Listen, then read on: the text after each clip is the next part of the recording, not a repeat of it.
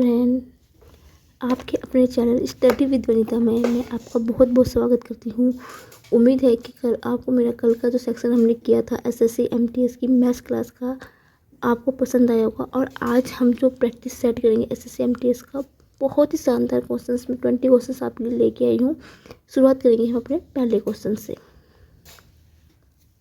पहला क्वेश्चन क्या है? पहला क्वेश्चन हमें देखा कि यदि ए किसी काम को 20 दिनों में कर सकता है और बी उसी काम को 24 दिन में कर सकता है, यदि दोनों एक साथ कार्य करते हैं तो उसे कितने दिन लगेंगे? ठीक है, उसने क्या बोला है वही एलसीएम मेथड से करेंगे। हर बार मैं आपको बताती हूँ कि इन क्वेश्चंस को आप एलसीएम मेथड से करेंगे।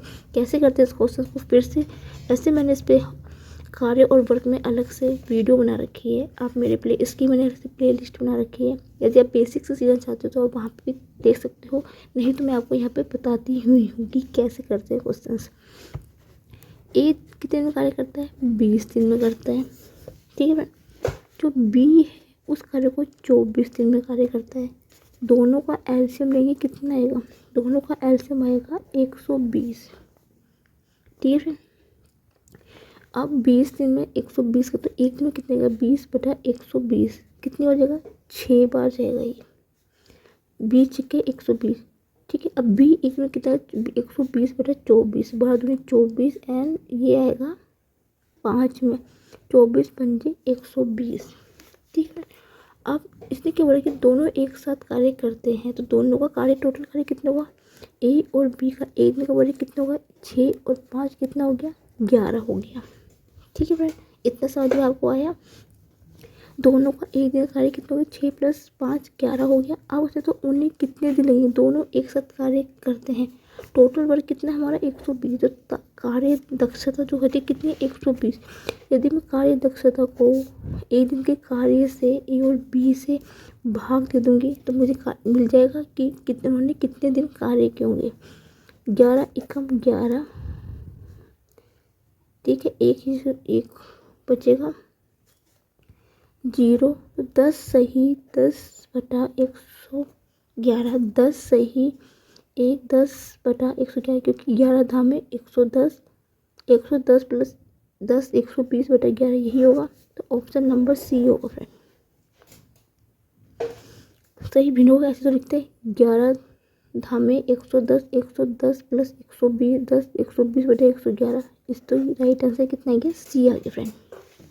ठीक है फ्रेंड, नेक्स्ट क्वेश्चन पे बढ़ते हैं। नेक्स्ट क्वेश्चन क्या देखा है? ए किसी काम को 72 दिन में और बी 90 दिनों में कर सकता है। ए कितने में किया? 72 दिन में कर रहा है, बी 90 दिन में कर रहा है। उन्होंने 30 दिनों तक एक साथ कार्य किया। मतलब ए और बी ने दोनों ने मिलकर कब तक काम किया? 30 दिनों तक कार्य किया। ठीक है, फिर बी काम छोड़ देता है, मतलब 30 दिन के बाद बी काम करना छोड़ देता है। ओके फ्रेंड, तो शेष कार्य पूरा करने के लिए ए द्वारा लिए गए दिन कितने होंगे? जो कार्य बचा है 30 दिन के बाद जो बी छोड़ देता है, जो शेष कार्य किया है वो ए कितने दिनों में करेगा? उम्मीद है फ्रेंड। ठीक है, शुरुआत करते हैं सॉल्व करने से। ए कितने दिन में कर रहा है? 72 दिन ले रहा है। बी कितने दिन दे रहा है? 90 दिन ले रहा है। दोनों का मैं एलसीएम लूँगी, कितना आएगा? 360 आएगा। तो एक दिन का कितना? 72 इसको भाग करूँगी कितने दिन में आएगा? 72 पंजे 360। ठीक है, 90 को दूंगी 9 9 चौके 36, 4 बार जाएगा 90 चौके 36। ठीक है फ्रेंड। ठीक है, इतना आपको समझ में आ गया। अब उसने क्या बोला कि दोनों तो कार्य कर रहे हैं 30 दिन में कर। अब पहले मैं आपका एक दिन का कार्य निकाल देती हूँ। ए और बी का एक दिन का कार्य कितना है? 9 दिन है। ठीक है, ध्यान से समझना फ्रेंड। देखो एक ए और बी का कितना कार्य? देखो 5 ये है, बी का कितना है? 4 है, तो 9 हो गया। और वो क्या बोल रहा है? ए और बी कितने 30 दिन तक इकट्ठे कार्य कर रहे हैं। ठीक है, तो ए और बी 9 दिन में कितना कार्य करेंगे? 30 × 9 करेंगे। एक दिन में 9 कार्य कर रहे हैं और ए और बी 30 दिन तक कार्य कर रहे, तो 9 दिन में कितना कार्य करेंगे? 30 × 9 होगा, कितना होगा? 270। ठीक है, इसका मतलब क्या हुआ कि जो कार्य है वो 70 कर रहे हैं दोनों मिलके। ठीक है, अब मुझे बताइए कि अब बचा हुआ का शेष कार्य कितना होगा। दोनों की कार्य दक्षता या टोटल कार्य कितना, 360। ठीक है, और 9 दिन में कितना कार्य कर रहे हैं वो, 270 कर रहे हैं। तो शेष कार्य कितना होगा, शेष कार्य मैं टोटल कार्य से अपना ये वाला कार्य माइनस कर दूंगी तो कितना है, 90 आएगा, 90 आएगा। तो बचा हुआ कार्य है ये 90 आएगा, और ये 90 कौन करेगा, ए करेगा ना, ए पूरा करेगा ना। जो बचा हुआ कार्य 90 दिन का जो बचा हुआ कार्य है वो ए करेगा ना, और ए एक में कितना कर रहा है, 5 कर रहा है। तो 90 को 5 से भाग कर देंगे, 5 एकम 5, 3 5 5 8 40, 18 दिन आएगा। Option number C. फिर से समझाती हूँ क्वेश्चन को। ए एक दिन करता है, बी इतने दिन करता है, तो दोनों का एलसीएम लिया, एक दिन का कार्य निकाल दिया। ठीक है, अब ए और बी एक दिन में टोटल कितना कार्य कर रहे हैं, 9 कर रहे हैं। ए और बी 30 दिन तक कार्य कर रहे हैं, तो एक दिन कितना, 9 दिन में कितना कार्य करेंगे, 30 × 9 होगा कितना, 270 हो गया। ठीक है, और टोटल कार्य हमारे पास 360 है, तो दोनों कार्यों को हम घटा देंगे तो मुझे मिल जाएगा कि जो बचा हुआ कार्य है वो कौन करेगा, ए कर रहा है ना। 90 दिन 90 आएगा, जो 90 बचा हुआ कार्य होगा वो कौन करेगा, ए करेगा ना, क्योंकि बचा हुआ कार्य ए कर रहा है। ठीक है, हमें पूछा कि ए द्वारा कितने दिनों में पता लगाया जा सकता है। तो ए का शेष कार्य जो आया है 90, ए का जो एक दिन का कार्य है उसमें से भाग दे देंगे और आपका आंसर आ जाएगा फ्रेंड। उम्मीद है समझ में आपको आया होगा। यदि आपको फ्रेंड किसी भी डाउट में, किसी भी क्वेश्चन में कोई भी डाउट आपके पास हो तो आप मुझे कमेंट सेक्शन में लिख के बता सकते हैं फ्रेंड। ठीक है, यदि आपके पास ऐसा कोई क्वेश्चन ऐसा है जो आपसे सॉल्व नहीं हो पा रहा है, ऐसा कुछ भी आपके पास कोई डाउट है, तो आप मुझे उसको भी कमेंट सेक्शन में लिख के भेज सकते हैं। नेक्स्ट क्वेश्चन पे बढ़ते हैं। नेक्स्ट क्वेश्चन क्या है, दो ट्रेनों 140 और 160 मीटर लंबी, ठीक है, लंबी समांतर लाइनों पर एक दूसरे की ओर चल रही है। अच्छा समझो कैसे से, देखो यदि ये देखो, यदि ये मानो ये रेल की पटरियाँ हैं, ठीक है, नेचुरल सी बात है, कॉमन सेंस की बात है कि एक पटरी में 2 ट्रेनें तो कभी चल ही नहीं सकती है। एक ट्रेन ऐसे चल रही है इस साइड, ठीक है, जो कि 140 मीटर है और दूसरी जो है 160 मीटर लंबी है। ठीक है, मतलब पहले इतनी है तो दूसरी इससे थोड़ी बड़ी है, क्योंकि 160 ज़्यादा होता है। समांतर लाइन में चल रही है, मतलब एक इधर चल रही है तो एक दूसरी लाइन पर चल रही है, एक दूसरों की ओर चल रही है। मतलब एक यदि ये ए इधर से आ रही है तो दूसरी इधर से आएगी। ठीक है फ्रेंड, और क्या बोले, एक 40 किलोमीटर की गति से ये जो है ये 40 किलोमीटर प्रति घंटे, 40 किलोमीटर की चाल से चल रही है, और जो दूसरी है वो 50 किलोमीटर की चाल से चल रही है। ठीक है फ्रेंड, मतलब लंबाई कितनी दे रखी है, एक की 140 मीटर लंबी है, वो कितनी, वो चल रही है 40 किलोमीटर प्रति घंटे की गति से चल रही है। जो 160 मीटर लंबी है दूसरी वाली, वो चल रही है 50 किलोमीटर प्रति घंटे की गति से चल रही है। मिलने के क्षण वे कितने एक दूसरे से दूर हो जाएगी। मतलब कहने का ये है इनका कि वो कितने समय में एक दूसरे को मिलेगी। यही तो उसने बोला है कि मिलने के क्षण से वे कितने समय एक दूसरे को दूर हो जाएगी। ठीक है फ्रेंड, इस क्वेश्चन को कैसे सॉल्व करेंगे,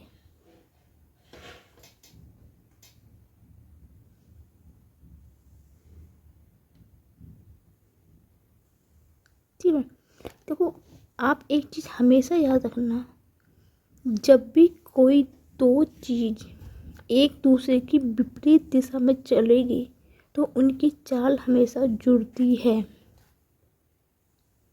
ठीक है, तो देखो लंबाई है, एक ट्रेन की लंबाई है, दूसरी ट्रेन की लंबाई है, वो दोनों भी जुड़ेगी आपस में। जब कोई चीज़ एक दूसरे की विपरीत दिशा में चलती है तो उनकी चाल हमेशा जुड़ती है। ये पॉइंट हमेशा आप याद रखना। ठीक है, तो पहले क्या है, पहले लंबाई देख लेते हैं। ट्रेन की लंबाई कितनी होगी, 140 प्लस 160, तो टोटल कितनी हुई, 0 0, रुक जाओ, 140 कितना होगा, 0 10 हाथ लगा, 1 2 1 300 हो गया। ठीक है, 300 ही तो होगा। ठीक है, 300 ही होगा। अब उसने बोला है कि अब जो उनकी चाल है वो एक दूसरे की विपरीत दिशा में चल रही है, और जब एक विपरीत दिशा में चलेगी तो वो हमेशा उसकी चाल जुड़ती है। अब ट्रेन की लंबाई है वो भी जुड़ेगी, इस चीज़ का भी पॉइंट आप ध्यान रखना। ठीक है, अब नेचुरल सी बात है, कुल चाल बराबर क्या होता है? एवरेज स्पीड, औसत गति या औसत चाल बराबर तो कुल दूरी बटा कुल समय, यही होता है ना। इसने तो समय पूछा है, तो समय बराबर दूरी बटा चाल। दूरी कितनी है? जो लंबाई है वो दूरी तो है उसकी, उसको हम जोड़ेंगे, और उसकी कितनी है? एक 40 किलोमीटर प्रति घंटा और एक 50 किलोमीटर प्रति घंटा, तो 90 किलोमीटर प्रति घंटा होगा। ये क्या है? हमारी चाल है, ये चाल है। ठीक है फ्रेंड, मैंने आपको बता दिया है। अब आपको क्या फॉर्मूला आपको पता ही है, चाल बराबर कुल चाल बराबर होता है कुल दूरी बटा कुल समय। समय हमसे पूछा है, तो समय बराबर क्या होगा? कुल दूरी बटा कुल चाल। कुल दूरी कितनी है? 300 है, बटा ये क्या है? 900, ये है 90। ठीक है फ्रेंड, 90 है। अब आप एक चीज़ को ध्यान से समझना। ठीक है, देखो फ्रेंड, ऊपर जो चाल हमें दे रखी है मीटर में दे रखी है, और जो दूसरी जो हमें दूरी दे रखी है वो किलोमीटर प्रति घंटे में दे रखी है। तो हम क्या करते हैं, इसको किलोमीटर प्रति को मैं मीटर प्रति सेकंड में चेंज कर देती हूँ। तो मीटर प्रति सेकंड में चेंज करने को क्या करूँगी, मैं 5/18 से गुना कर दूँगी, तो ये मीटर पर सेकंड बन जाएगा। ऊपर भी मीटर है, मीटर से मीटर कट जाएगा। ठीक है फ्रेंड्स, समझ में आपको आया इतना कि नहीं आया? क्योंकि मुझे ऊपर जो दे रखा था वो मीटर में दे रखा था, जो चाल दे रखी थी वो किलोमीटर प्रति घंटा में दे रखी है, और आंसर हमसे सेकंड में पूछा हुआ है। तो मैंने क्या करा, किलोमीटर प्रति घंटा को मीटर प्रति सेकंड में चेंज कर दिया। जब भी आपको मीटर प्रति सेकंड में चेंज करते तो उसको 5/18 से गुना कर देते हैं, और आपको जब भी किलोमीटर प्रति घंटे में चेंज करा तो इसका उल्टा हो जाता है, 18/5 होता है। ठीक है फ्रेंड, 18 से कितने कटेगा ये? 18 पंजे 90, तो 5 पंजे 30, 5 से करिए, 5 कम 5, 1 हाथ लगा 2, 5 दूनी 10, 12 सेकंड आएगा इसका right answer, option number B. उम्मीद है फ्रेंड समझ में आ गया था। काफ़ी इजी क्वेश्चन है, पेपर ऐसे ही आएगा, इससे अलग कुछ नहीं आएगा। इससे अलग कोई भी क्वेश्चन आ जाए ना, तो मुझे जितना का पेपर होगा ना उतने मुझे कमेंट सेक्शन में लिख के बताएं कि मैम ये क्वेश्चन, इस टाइप का क्वेश्चन एक भी नहीं आया।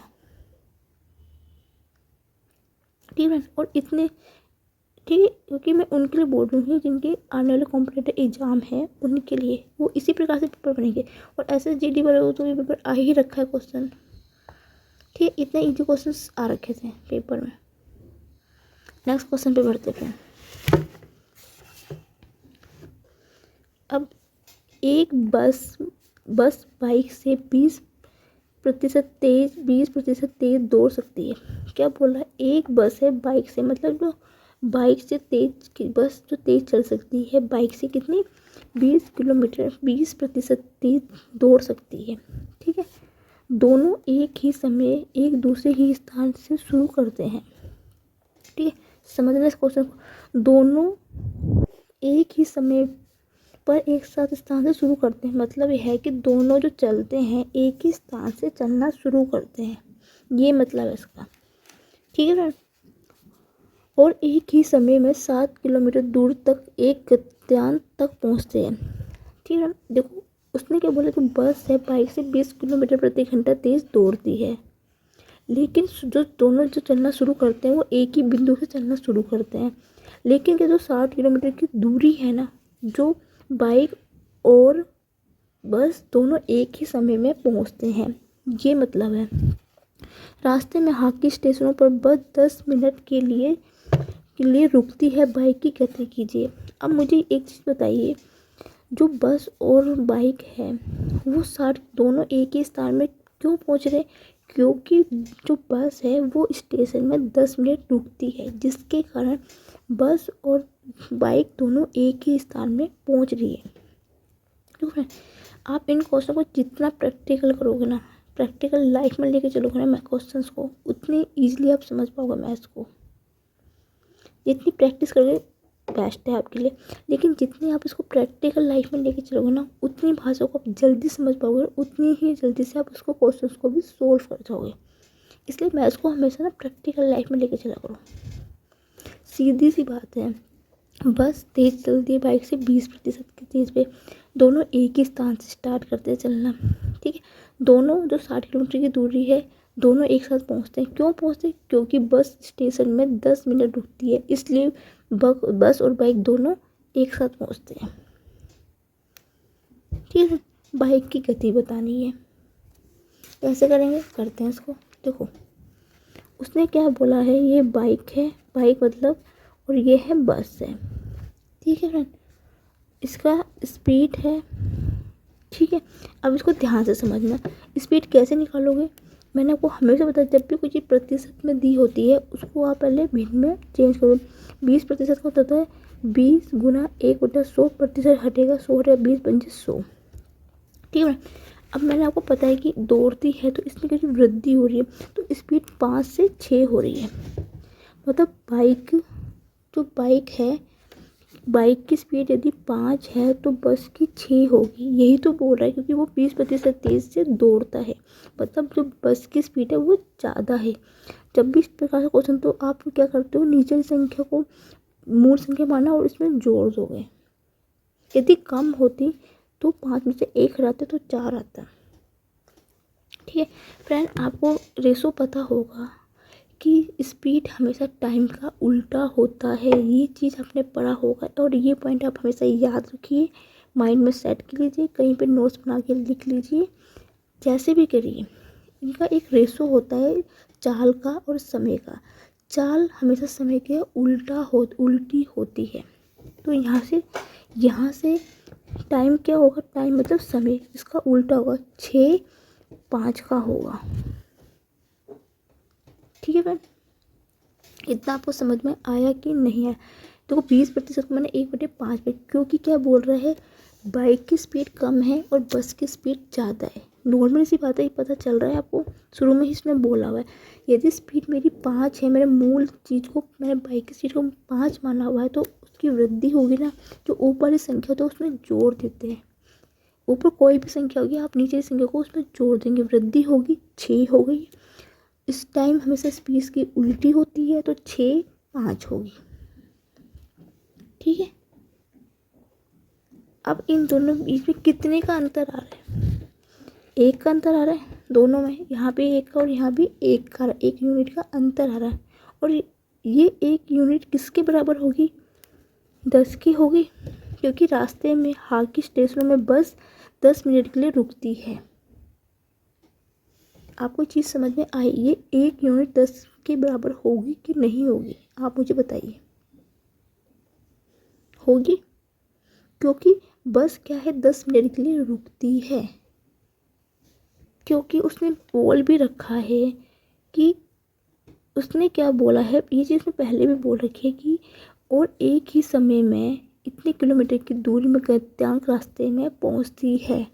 तो जो एक हैगा वो 10 मिनट तक रुकती है उसके बराबर होगा, ठीक है। अब मुझे क्या निकालना है, अब इसको ध्यान से समझना फ्रेंड, ठीक है। अब यदि 1 10 के बराबर होगी तो मेरी जो बाइक है, बाइक जो है वो किसकी, जो 6 है, बाइक है जो 6 की टाइम ले रही है, वो किसके बराबर होगी? 10 गुना 6 होगी, कितना लगेगा? 60 मिनट लेगी। ये समझ आपको आया कि नहीं आया? जो 1 यूनिट का अंतर आ रहा है वो किसके कारण आ रहा है? 10 मिनट के लिए आ रहा है बस का। तो अब मुझे क्या, टाइम जो है, ये टाइम बाइक का जो टाइम है 6 मिनट, कितने में लेगी? 10 में। यदि 1 मिनट एक चीज़ को 10 मिनट में ले रही है, दोनों, क्योंकि दोनों बराबर हैं, दोनों क्योंकि एक ही समय में है, एक ही समय है तो 1 यूनिट का अंतर 10 के हो गया। तो मुझे बाइक की वैल्यू निकालनी है। बस की निकालती तो मैं 5 लेती, क्योंकि उसने बाइक की पूछी है। तो 6 किसकी होगी, 10 गुना 60, 60 मिनट होगा। ठीक है फ्रेंड, अब इसको ध्यान से समझना। आंसर किलोमीटर प्रति घंटा में पूछा गया है, तो इसका मतलब जो समय है इस मिनट को मुझे घंटे में चेंज करना होगा, क्योंकि ऊपर जो दूरी दे रखी है वो किलोमीटर में दे रखी है, तो वहाँ मैं चेंज नहीं कर सकती हूँ। तो इसका मतलब क्या, 60 मिनट को मैं घंटे में चेंज करूँगी तो मैं 60 से भाग दे दूँगी, क्योंकि 1 मिनट पे 60 मिनट की 60 होता है। घंटा हो गया तो कितना हो गया, 1 घंटा हो गया। मैंने मिनट को घंटे में चेंज कर दिया, 60 से भाग दे दिया, क्योंकि 1 मिनट बराबर होता है 60 सेकंड के होता है। ठीक है, 1 मिनट बराबर 60 मिनट के 1 घंटा बराबर 60 मिनट के होता है। चेंज करूँगा तो भाग दे दूँगी, 1/60 घंटे बन जाएगा। अब उसने क्या बोला है, उसने बोला है, अब उसने पहले ही बोला कि तब एक ही समय में, समय दोनों का सेम ही है, तो 60 किलोमीटर में कितनी होगी, 60/1 बराबर 60 किलोमीटर प्रति घंटा आएगा। Option number A. अच्छा क्वेश्चन था, एक बार फिर समझाती हूँ मैं आपको। देखो, इसको क्या करना था, प्रतिशत को मैंने पहले भिन्न के रूप में किया। जो नीचे वाली को संख्या को हमेशा मेन मानते हैं। ठीक है, तो इसका मतलब जो स्पीड है वो 5 से 6 हो रही है। क्यों, क्योंकि बाइक की स्पीड कम है और बस की स्पीड ज़्यादा है। टाइम इसका उल्टा होता है, 6-5 दोनों में 1 का अंतर आ रहा है। वो अंतर किसका आ रहा है, 10 मिनट के कारण आ रहा है। बस और बाइक में 1 का अंतर क्यों आ रहा है, वो 60 मिनट क्योंकि रुकती है बस, और उसमें पहले केवल एक ही समय में, तो समय दोनों का सेम ही है, समय दोनों का सेम ही है। इस पॉइंट को आप ध्यान से समझना कि एक ही समय में, उसने पहले ही बोला कि एक ही समय में दोनों पहुंचती है अपने, जो उसका मेन पॉइंट है। ठीक है, तो ये 10 की हो गया। अब मुझे बाइक का पूछा गया, तो 6 जो बाइक का 6 मिनट ले रही है वो 10 गुना 6 होगा, 60 हो गया। क्योंकि आंसर किलोमीटर प्रति घंटा पूछा है, तो इसलिए मैंने मिनट को घंटे में चेंज कर दिया। अब पूछा है क्योंकि इसने 60 किलोमीटर पूछा है, तो 60 को टाइम से भाग दे दूँगी बाइक के, आंसर आपके हाथ में आ जाएगा 60 किलोमीटर प्रति घंटा। इसका बिल्कुल राइट आंसर है फ्रेंड। यदि फ्रेंड आप मेरे सेक्शन अच्छा लगे, तो आपको दिल से अच्छा लग रहा है कि हाँ मैम अच्छा कर पा रही है, तो आप मेरे चैनल को सब्सक्राइब कर सकते हो फ्रेंड।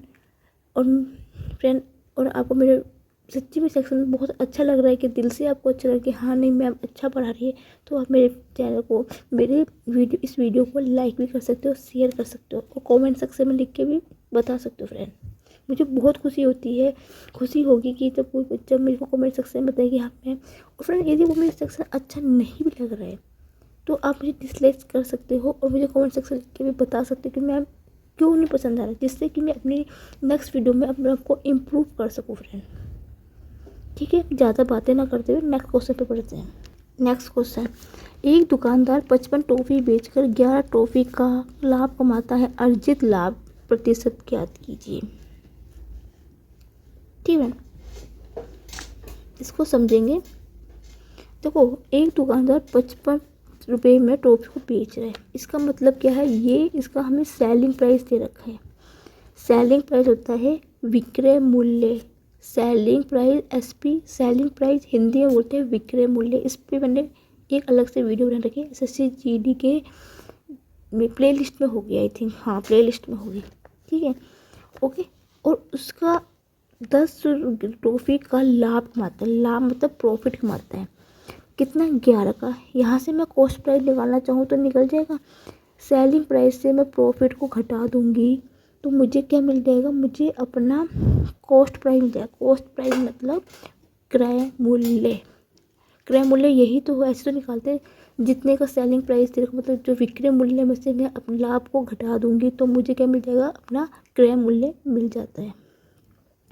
उसने पूछा अर्जित लाभ प्रतिशत, लाभ प्रतिशत का फॉर्मूला क्या होता है फ्रेंड, जितने का लाभ है, लाभ कितने का, 11 बटा क्रय मूल्य 44 गुना 100, 11 चौके 44, 4 दूनी 8, 4 पंजे 20, 25% का लाभ कमाएगा।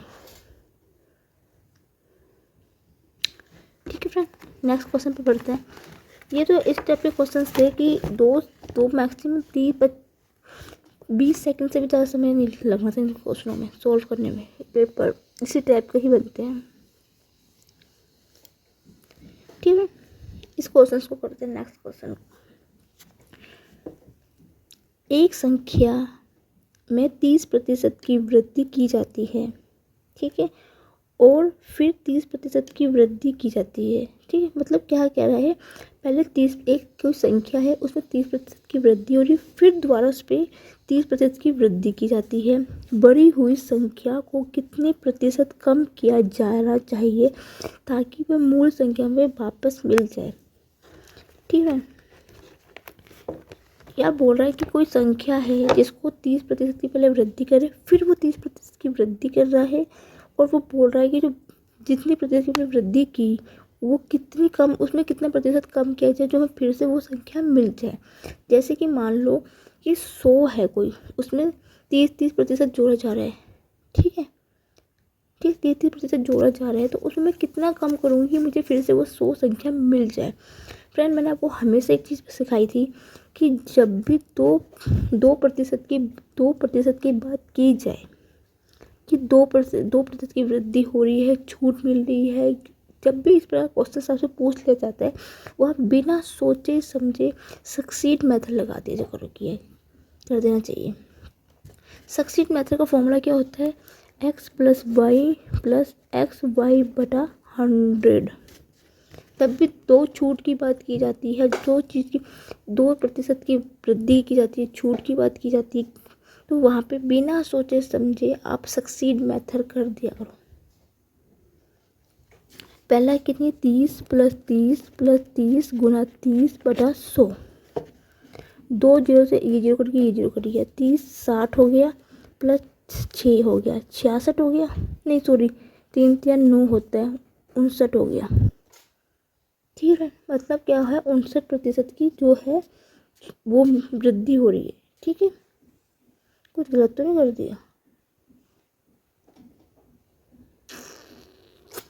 30 60 हो गया, प्लस है बीच में 2 0 2 3 3 9 59 है, सही है। ठीक है, ठीक है, आप अब इसमें क्या समझ सकते, कैसे समझ सकते हो इसको, थोड़ा सा इसमें ना पॉइंट समझने की चीज़ है। देखो, कोई भी संख्या अपने मूल संख्या की कितनी 100% पे होती है। ठीक है, अब कोई संख्या 100 है, उसमें कितनी की वृद्धि हो रही है, 69 की वृद्धि हो रही है, तो 100 से बढ़कर कितनी हो जाएगी, 169 हो जाएगी। आपको ये चीज़ समझ में आई कि नहीं है, फिर से समझाती हूँ। जब तो वृद्धि की जाती है, सक्सीड मेथड लगाएंगे, सक्सीड 69 हो रहा है, मतलब उसमें उस संख्या में कितनी वृद्धि हो रही है, 69 की वृद्धि हो रही है। और अब मूल संख्या क्या होती है, कोई भी संख्या अपनी कितनी 100% पे होती है। यदि 100% में संख्या है और उसमें 69% की वृद्धि हो रही है, तो कोई चीज़ पहले 100 की है तो उसमें 69 जोड़ के तो 169 की वृद्धि होगी ना फ्रेंड, यही तो बात होगी। ठीक है फ्रेंड, इतना आपको समझ में आया कि नहीं आया। अब उसने क्या बोला है, कितनी प्रतिशत कम किया जाए कि ताकि मूल संख्या वापस मुझे मिल जाए। आपने क्या करना है, आपका सीधा इसका फॉर्मूला होता है निकालने का, जितनी संख्या, जैसे आपने लाभ प्रतिशत में कोशिश किया होगा या हानि प्रतिशत का फॉर्मूला पढ़ा होगा, जितने का लाभ होता है मतलब जितने की वृद्धि हुई है, वृद्धि बटा क्रय मूल्य, मतलब जितने को भर के वो संख्या हमें मिली है, कितनी मिली है, 169 गुना 100। आधे बच्चों को ये चीज़ समझ में नहीं आती, मैं आपको उस तरह से बता देती हूँ। जैसे आपने प्रॉफिट एंड लॉस में पढ़ा था कि जब लाभ प्रतिशत निकालते हैं तो ऊपर कितना था, लाभ बटा क्रय मूल्य गुना 100, यही होता है। हानि में कहता है हानि बटा विक्रय मूल्य बटा 100। इसी प्रकार इसी में करेंगे, जितने की संख्या की वृद्धि हुई है बटा जो संख्या मूल संख्या से बढ़ के कितनी हुई है, 169 हुई है, बटे वो गुना 100। ये चीज़ आपको ध्यान रखना है बस। ऐसे भी आप समझ सकते हो, जितनी संख्या की वृद्धि हो रही है वो ऊपर आएगा, बटे उस मूल संख्या में जितनी वृद्धि जोड़ की जो संख्या आपको मिलेगी बटा वो गुना 100।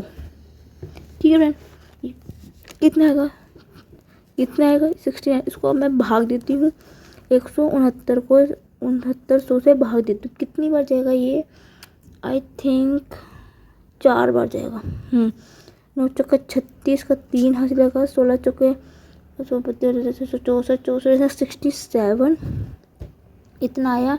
फिर आएगा 140, कम है नहीं जाएगा, 0 बढ़ाएंगे, ठीक है 0 है तो 0 बढ़ाएंगे, दशमलव आएगा तो 40 दशमलव कुछ आ रहा है। तो आप ज़्यादा गुना भाग ना करते, मैं ऑप्शन में देखती हूँ कि कहीं पे मुझे संख्या मिल रही है, आराम से मिल रही है। Option number C. जब भी फ्रेंड इस टाइप के क्वेश्चन आपके पास आते हैं ना जिसमें कैलकुलेशन ज़्यादा होती है, उसको आपने क्या करना है, ज़्यादा मत जाया करो, सीधा देखो आपको कितना 2 संख्या देखिए, यदि वो 2 संख्या सिंगल संख्या कहीं मिल रही है तो आप वहीं पे आंसर लगा दीजिए।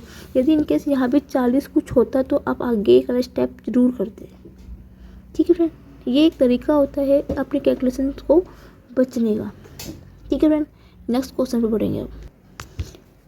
नेक्स्ट क्वेश्चन क्या है फ्रेंड, एक क्रिकेट क्लब औसत उपस्थिति पिछले साल से 5640 से गिरकर इस साल 3820 हो जाती है। मतलब क्या कह रहा है वो, एक क्रिकेट का जो क्लब में होता है, जो मतलब जो आते थे व्यक्ति, जो आते थे पहले 5640 थी, अब वो कितने आते हैं, 3820 लोग आते हैं, ठीक है। पिछले वर्ष की तुलना में इस वर्ष की कितने प्रतिशत की कमी हुई है।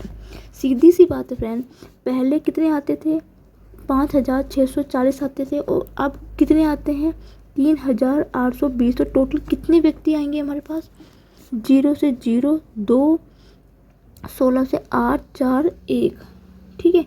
मतलब क्या हुआ है, जो कमी हुई है वो 1820 लोगों की कमी हुई है इस साल, ठीक है फ्रेंड। अब ये कमी किस पे होगी, 1820 की कमी आपको प्रॉफिट एंड लॉस वाले क्वेश्चन मैंने आपको बताया था, उसी बेस पे है। ये जो कमी हुई है किस पे होगी, टोटल कितने उपस्थित थे, जो पहले आते थे कितने 5640 पे आते थे, उसके बराबर, क्योंकि कितने पिछले साल की उपस्थिति कितनी थी 5640 के, इसके बराबर गुना 100 कर दीजिए। आए समझ में फ्रेंड। देखो नेचुरली सी बात मैं आपको हमेशा बोलती हूँ, प्रैक्टिकल लाइफ में लीजिए। देखो पहले इतने व्यक्ति थे अब इतने आते, तो इसमें मैं घटा दूँ तो कितने की कमी होगी, 1000। इतनी कमी कितनी होगी, जितने की टोटल उपस्थित थी स्टार्टिंग में, गुना 100 कर दीजिए, 0 से 0 कटेगी, ठीक है। अब मैं इसको काटना शुरू करती हूँ, मैं इसको, ठीक है, जितना मुझसे कटेगा मैं उतना काटूंगी इसको। देखो 2 से काटते, 2 दूनी 4, 2 अट्ठे 16, 2 दूनी 4, 2 पंजे 10, 2 नीम 18, 2 नीम 18, ठीक है, 2 नीम 18, 2 धाम 20, 2 दूनी 4, 2 चौके 8, 2 एकम 2, ठीक है। इसको ज़्यादा अब ज़्यादा तो कटेगा नहीं शायद, ठीक है। 0 5 9 पंजे 45 बटा 2, कुछ गलत हो रहा है क्या, 2 दूनी 4 होता है, ये यहाँ गलती हुई है, तो 2 एकम 2 ये गलती हुई है। मैं वो सोचे कहीं तो गलत हो रहा है शायद, ये तो गुना भाग ज़्यादा ही आ जाएगी। 2 दूनी 4 होता है, 2 दूनी 4, 2 अट्ठे 16, 2 दूनी 4 सही है। तो 141 से भाग देंगे, ठीक है। यहाँ पे मैं भाग देती हूँ, इस क्वेश्चन को कैलकुलेशन ज़्यादा पूछी गई थी तो मैंने आपको तरीका बता दी। कितनी बार जाएगा, 455 है। यदि मैं इसको 3 बार दूँ तो कितनी बार जाएगा, 3 बार करके देखूँ, 3 एकम 3 28 नहीं 14 39 393 आएगा, नहीं सॉरी कुछ गलत हुई है, 4 3 एकम 3 4 तिया 12 हासिल लगा 1 3 1 3 1 4 423 आएगा, क्योंकि 14 तिया 42 होता है। यहाँ पे गलती हो गई थी, टेबल पढ़ने में थोड़ी सी, तो 31 3 दशमलव कुछ आ रहा। तो मैं ऑप्शन में देखती हूँ कि 3 दशमलव वाली कोई संख्या है कि नहीं है, तो ऑप्शन नंबर डी है। क्योंकि देखो 3 वाली ना यहाँ पे कोई संख्या है, ना यहाँ कोई संख्या है, ना यहाँ कोई संख्या, सीधा ऑप्शन। कैलकुलेशन ज़्यादा करने की ज़रूरत होती नहीं। यदि किसी यहाँ पे कोई 3 कहीं पे होता तो मुझे एक स्टेप और करना पड़ता, क्योंकि 3 यहाँ पे कोई है नहीं। क्योंकि फ्रेंड इस टाइप के क्वेश्चन जब आपसे पूछे जाते हैं कि जिसमें कैलकुलेशन ज़्यादा होती है उसको आप इसी तरीके से करना, क्योंकि जो एग्जामिनर होते हैं इतना तेज हो गया ना, वो सोचते हैं कि बच्चे को लगता है पेपर ईजी है, लेकिन बच्चे क्या बोलेंगे, पेपर ख़त्म होगा सर पेपर या मैम पेपर तो ईजी था लेकिन कैलकुलेशन बहुत ज़्यादा थी। आप अपना दिमाग लगाइए ना, एक बार जो संख्या जा रही है ऊपर देख लीजिए कितनी बार कोई संख्या है, वो आपका आंसर आ जाएगा। इतना टाइम वेस्ट करना ही नहीं अपना, ठीक है। कैलकुलेशन को लेंथी एग्जामिनर नहीं बनाता, लेंथी पेपर आप बनाते हो उनको, ना कि एग्जामिनर को पता होता है वो तो जितना टाइम हो उतने ही टाइम में बनाएगा। वो आप पे डिपेंड करता है कि आप एडवांस मैथ के साथ चल रहे हो कि अपने कैलकुलेशन के हिसाब से चल रहे हो। हर बार कहती हूँ एडवांस मैथ को करो, एडवांस मैथ बेटर है आजकल, कम समय में ज़्यादा क्वेश्चंस करो। एक तरह का वजन सीधे उसके आयतन के साथ बदलता है, ठीक है। जो एक कोई भी वजन किस है वो सीधे के जब उसका आयतन, यदि आयतन कम होगा तो उसका वजन भी कम होगा, यदि उसका आयतन ज़्यादा होगा तो उसका वजन भी ज़्यादा होगा। ये मतलब उस लाइन का मतलब है। एक द्रव जिसका भार 12 किलोग्राम है, कोई द्रव है जिसका भार कितना है, मतलब उसका वेट है 12 किलोग्राम है, ठीक है, का आयतन 3 लीटर है, और आयतन जो है उसका 3 लीटर है। 4 लीटर आयतन वाले द्रव का भार कितना होगा, मतलब यदि 12 किलोग्राम का कोई चीज़ द्रव है उसका आयतन 3 लीटर है तो 4 लीटर वाला आयतन वाले द्रव का भार कितना होगा, उसने ये पूछा है आपसे, ठीक है। सीधा सी बात थी, एक सेकंड आप उसको देख के बता देते, इतना ज़्यादा कैलकुलेशन करने की जरूरत थी नहीं। आंखों आंखों वाला क्वेश्चन है ये। इसका आंसर मैं बता दूँ 16 आएगा। देखो कैसे, सीधी सी बात है, 3 लीटर का 12 केजी है, ठीक है, नॉर्मल सी बात है। तो 4 लीटर कितना होगा, 4 कितना होगा, 12/3 गुना 4, 3 चौके 12, 16 लीटर आ गया, 16 केजी आ गया।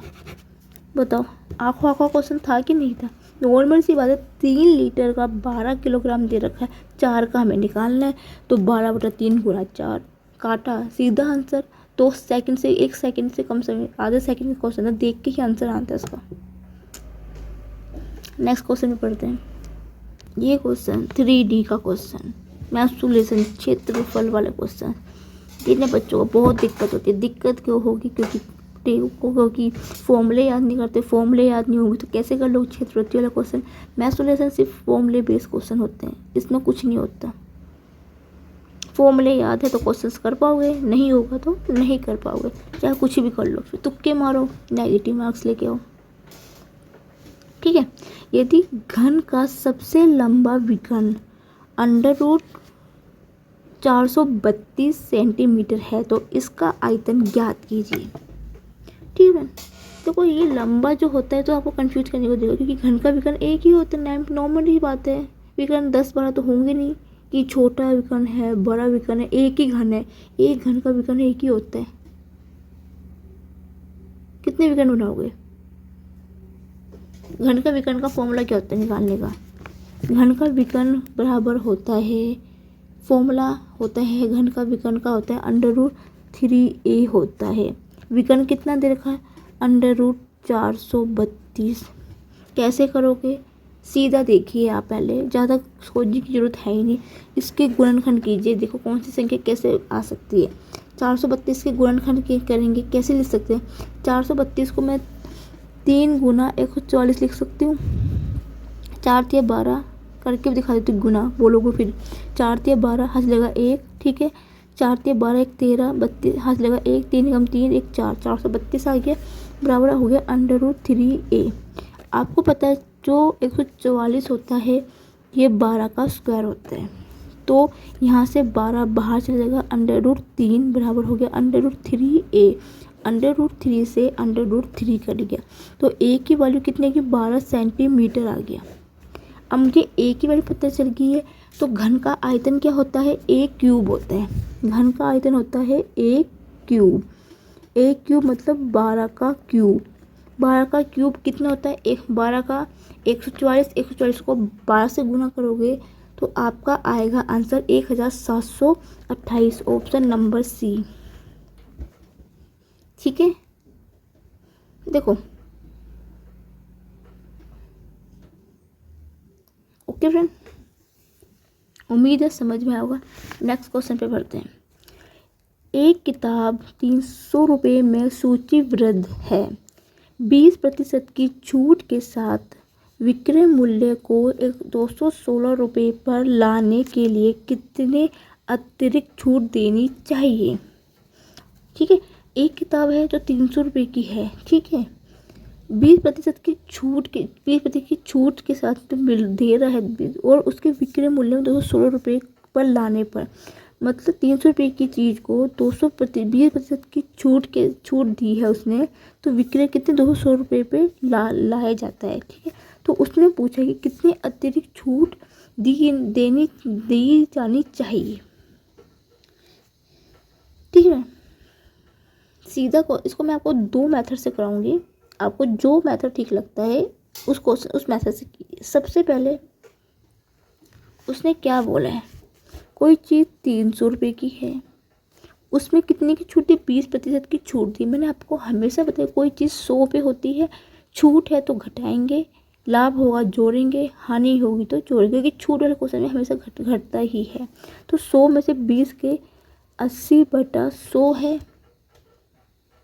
ठीक है, और कितने बेचे के बराबर 216 में बेचा गया है। ठीक है, ये मत करके आना, 216 मत करके आना। क्यों? क्योंकि एक किताब का 300% सूचीबद्ध 20% की छूट, मैं 300 रुपये में 20% की छूट को सॉल्व कर रही हूँ। ठीक है, ये मत कर, 216 मत लिख के आना, गलती होगी ये। तो इसके बराबर कर दो, 2 0 से 2 चिर गया 240। इसका मतलब क्या है, जो किताब बेची गई है वो उसको 240 रुपये में बेच रहा है। जो उसको बेच रहा है ना किताब को, वो 240 रुपये में बेचे, क्योंकि 300 का आप 20% की छूट के साथ निकालोगे तो आपको मतलब कि 240 आएगा।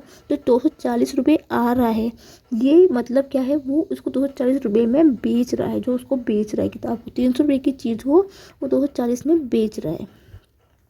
अब सीधी सी बात है, विक्रय मूल्य को वो 216 रुपये पे लाने के लिए, अब नेगेटिव सी बात, 240 की चीज़ है और उसको कितने में ला रहा है, 216 में लेके आ रहा है। तो मैं दोनों को घटाऊंगी तो कितना आएगा, 24 रुपये आएगा। और ये 24 रुपये क्या आएगा, ये छूट दी जा रही है उसमें, 24 रुपये की तो छूट दे रहा है ना वो। जब कोई 240 की चीज़ वो 216 में बेच रहा है, अब जो जब 240 की किताब है उसको 216 में बेच रहा है, तो कितने की, 24 की छूट दे रहा है ना उसमें। अब उस दुकानदार को 24 रुपये की छूट देनी पड़ी। अब मुझे बताइए ये 24 की छूट किस पे देगा, 240 पे देगा, क्योंकि ये इसका क्रय मूल्य तो है। जिस रेट में वो बेच रहा है वो उसका क्रय मूल्य होता है कि नहीं होता, मुझे बताइए। 300 का आपने 20% छूट निकाली तो वो क्या, 240 है। 240 में क्या कर रहा है, वो किताब को बेच रहा है, मतलब ये इसका कॉस्ट प्राइस है। कॉस्ट प्राइस है मतलब उसका क्रय मूल्य है। और क्या, दो विक्रय मूल्य में इतने भी वो बेचे, तो 240 की चीज़ तो 216 में बेचेगा, तो 24% की छूट होगी मतलब हानि होगी उसको। तो जो 24 की छूट किस पे होगी, 240 पे होगी। 240 में जो उसका क्रय मूल्य है गुना 100। जैसे हानि प्रतिशत लाभ प्रतिशत निकालते हैं, उसी तरह क्वेश्चन को आपने हल करना है। आधे बच्चे बहुत कंफ्यूज होते हैं इसमें, 0 से 0 कर दिया, 24 से 24 कर दिया, 10% आ गया। इसका ऑप्शन नंबर बी। इसका मैं सेकंड मेथड भी करवाती हूँ आपको, ठीक है। नहीं, सेकंड मेथड से तो फ्रेंड लंबा पड़ जाएगा बहुत ज़्यादा आपको, इसको रहने दीजिए। सेकंड मेथड तो फिर आप करोगे तो काफ़ी लंबा पड़ जाएगा यार, इतना कैलकुलेशन बहुत लंबी चल जाएगी। इसको इसी वाले मेथड से करके आना, इजी मेथड है। इससे दूसरा लंबा तो फिर वो बहुत लंबा चलेगा मेथड, रहने दीजिए इस मेथड को, इसी मेथड से करके आना आप, ठीक है फ्रेंड। ईजी मेथड है, सबसे ईजी मेथड है, इससे ज़्यादा और ईजी कोई मेथड नहीं है। यदि आप फिर 9th-10th क्लास में जो करते थे उसमें बहुत लंबा चल जाएगा वो, तो आई थिंक हाँ कैलकुलेशन बहुत लंबी जाएगी उसमें। इसी मेथड से करके आना। नेक्स्ट क्वेश्चन पे पढ़ते हैं। ये भी क्वेश्चन अच्छा क्वेश्चन लगा मुझे, क्वेश्चन ठीक था, अच्छा क्वेश्चन था। बहुत बच्चे कंफ्यूज होंगे इस क्वेश्चन में, देखना। यदि x y के समानुपाती है और y बराबर 8 होने पर x बराबर 10 है तो y बराबर 36 होने पर x का मान क्या होगा। ठीक है बहन, x y का समानुपाती है, y 8 होने पर x की वैल्यू 10 हो जाती है, तो y बराबर 36 होने पर x का मान क्या होगा। आपको पता है व्यतिक्रमानुपाती का मतलब व्यतिक्रमानुपाती का मतलब क्या होता है। x व्यतिक्रमानुपाती है 1/y के, यही होता है व्यतिक्रमानुपाती का मतलब। समानुपाती का मतलब डायरेक्टली प्रोपोर्शनल। डायरेक्टली प्रोपोर्शनल का मतलब यही होता है ना। यदि मैं इसको हटाऊं तो x बराबर मुझे एक कांस्टेंट मानना पड़ेगा, के वाई हो जाएगा। यहाँ पे हमेशा कांस्टेंट मान जाता है। आपको पता है इस टाइप का फॉर्मूला कैसे सोल्व किया जाता है। आपने ये वाला मैथड मैंने को हमेशा बताया होगा। तो फोर्थ प्रोपोर्शन निकालते हैं या कोई चीज़ समानुपाती होती है तो कैसे करते हैं, a/b बराबर होता है c/d के।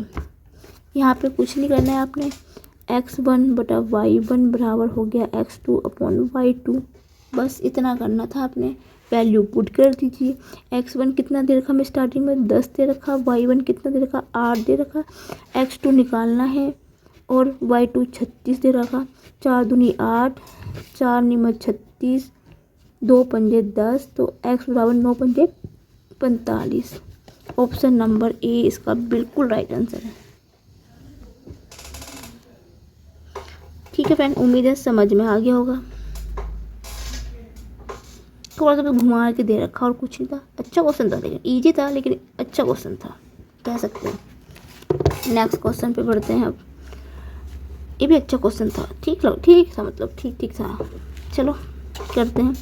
2 साल पहले जमा की गई 10,500 रुपये की राशि सालाना चक्रवृद्धि, सालाना मतलब होता है वार्षिक, मतलब साल की बात कर रहे हैं। तो फ्रेंड आपको देखो, मैं तो हिंदी में करती हूँ, लेकिन जैसे आपको हिंदी में समझ में नहीं आ रहा है तो आप उसको इंग्लिश में पढ़ के देख लीजिए। ईयरली बोला है, ईयरली मतलब वार्षिक। सालाना होता है साल का, जो साल का एक साल होता है 12 महीना, वार्षिक उसको बोला है सालाना। ठीक है, इसको थोड़ा सा समझना।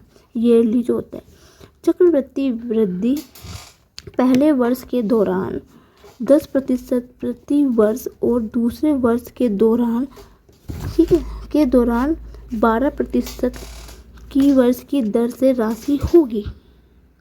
ठीक है, उसने क्या बोला है, 2 वर्ष पहले जो जमा की राशि थी 10,500 रुपये थे, जो सालाना होता है मतलब साल का, मतलब वार्षिक का जो है चक्रवृद्धि ब्याज मिल रहा है साल का उसको। ठीक है, पहले वर्ष में उसको 10% मिल रहा है, दूसरे में उसको 12% मिल रहा है।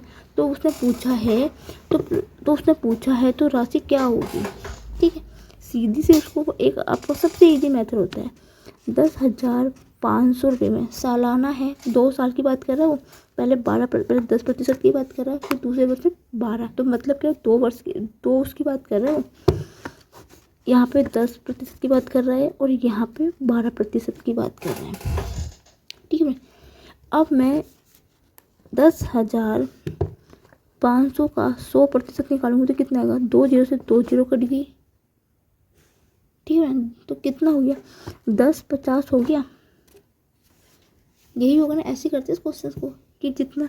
अब इसका क्या है, 10,500 का मैं 12% निकालूंगी, 0 0 कट गया, 12 पंजे 60, 12 पंजे 60, 12 एकम 12, ये होगा। ठीक है, अब ध्यान से समझना इस क्वेश्चन को। अब देखो, यदि 1,000 इसका पहले में इसको देखो, एक चीज़ का ध्यान समझना, यदि पहले वर्ष में इस अमाउंट में उसको 10% मिल रहा है, दूसरे वर्ष में 12% मिल रहा है, तो फिर इसमें 12% भी तो लगेगा। कैसे, ये चीज़ मैंने आपको हमेशा सुनाई थी। देखो, यदि 2 साल का ब्याज है, कोई अमाउंट 100 रुपये है, इसमें मानो पहले वर्ष में ब्याज लग रहा है 10% का, तो मुझे कितने ब्याज मिलेगा यहाँ पे, 100 गुना 1/100 1 मिलेगा। और यहाँ पे 100 में मुझे 5 का मिल रहा है, तो 100 गुना 5/100 5 का मिलेगा। अब जब मैं मेरे जो 1 रुपये का ब्याज लगेगा, मैं दूसरे वर्ष में जाऊँगी, जो दूसरे वर्ष में 5 वर्ष का 5 रुपये का ब्याज है, वो मेरे पहले वाले वर्ष में भी तो लगेगा ब्याज। तो यहाँ पे मुझे 12% का भी ब्याज मिलेगा। अब इसको आप थोड़ा प्रैक्टिकल लाइफ में लीजिए। कैसे, देखो मानो आपने 1000 रुपये जमा करे बैंक में, ठीक है, पहले वर्ष आपको 10% ब्याज मिल रहा है, तो आपको मानो जैसे 105 रुपये मिल रहा है। दूसरे वर्ष में जो आपको धनराशि थी उसमें मिल रहा है आपको 120 रुपये मिल रहा है। लेकिन जो फ्रेंड 120 रुपये आपको ब्याज मिलेगा, जो मेरे आपका 105 रुपये का पहले का, तो उस पर भी तो लगेगा ना ब्याज। इसको प्रैक्टिकल लाइफ में लिए करो। यदि 500 पर 1050 का मैं 12% निकालूंगी, जीरो से जीरो कटेगा, 5 दूनी 10, 5 दूनी 2 पंजे 10, जीरो 2 दूनी 4, इतना गुना 2, ठीक है। कितना मिलेगा मुझे यहाँ पे ब्याज? 126 रुपये मिलेगा, 126 मिलेगा। लेकिन अब यहाँ पे कोई लगेगा ब्याज, यहाँ तो लग चुका है पहले से ब्याज। देखो एक बार फिर से समझाती हूँ। देखो 10% का ब्याज मिला एक इतने पे, दूसरे राशि में मुझे इसी राशि पे 12% का ब्याज मिला इतना, ठीक है। अब देखो जो पहले में धनराशि में दूसरे साल में मुझे ये 12% ब्याज, इस पर भी तो लगेगा ब्याज, तो मुझे दोनों में मिलेगा ना दूसरे वर्ष में। यदि मैं तीसरे वर्ष पे बाईस से मानो 3 वर्ष का होता तो 3 वर्ष का ब्याज इस पर भी लगता और इस पर भी लगता, ठीक है। अब मुझे बताइए, अब मुझे ब्याज कितना मिला? पहले मुझे इतने रुपए मिले, फिर मुझे 126 रुपये मिले, फिर मुझे 1260 मिले, यही तो मिले। तो टोटल कितना ब्याज मिला मुझे? 6, 5 तो 7, 7 और ये 3 24, मतलब मुझे इतना ब्याज मिला, ठीक है फ्रेंड, मुझे इतना ब्याज मिला। अब मुझे बताइए, जब राशि रुपए कितने 10,500 रुपये थे और मुझे ब्याज कितना मिला? 2436। अब मैं इसमें इसको घटा दूंगी तो मुझे पता चल जाएगा कि वार्षिक दर कितनी थी। वार्षिक आराम से मिल जाएगा। 6 में से गए 4, कुछ गलत तो नहीं कर दिया? कुछ तो गलत हो रहा है, रुको एक सेकेंड, यहाँ पे मैं घटा के देखती हूँ। 10,500 में से 2436 गए, 0, ठीक है। कुछ गलत हो रहा है क्या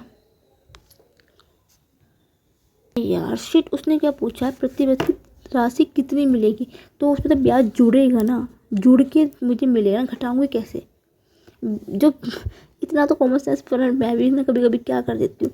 अब ब्याज तो धनराशि में जुड़ेगा ना, सीधी सी बात है। तो कितना होगा? 6, 3, 9, कितना होगा? 6, 3, 9 एंड 12, 12,936 होगा। तो ऑप्शन नंबर बी इसका बिल्कुल राइट आंसर है। क्या यार, राशि पे तो ब्याज मिलेगा, ब्याज जुड़ता है घटता कोई है। या फ्रेंड आप इसको दूसरे मेथड से भी कर सकते हैं, आपको जो मेथड ठीक लगेगा उस मेथड से आप कर सकते हो। देखो उसने क्या बोला है,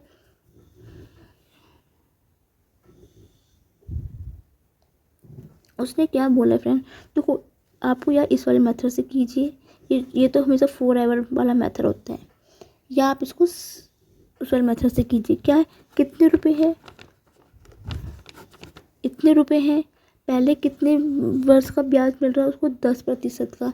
ज़्यादा है तो जुड़ता है, तो 110/100 गुना सेकंड में कितना मिल रहा है? 12% वार्षिक का, तो 112/100, ठीक है। काटूंगी, 2 जीरो से 2 जीरो कट गया, 1 जीरो से 1 जीरो कट गया, ठीक है। नीचे बचा 10 और 105। ओके, शुरू करते काट पीट करना, ठीक है।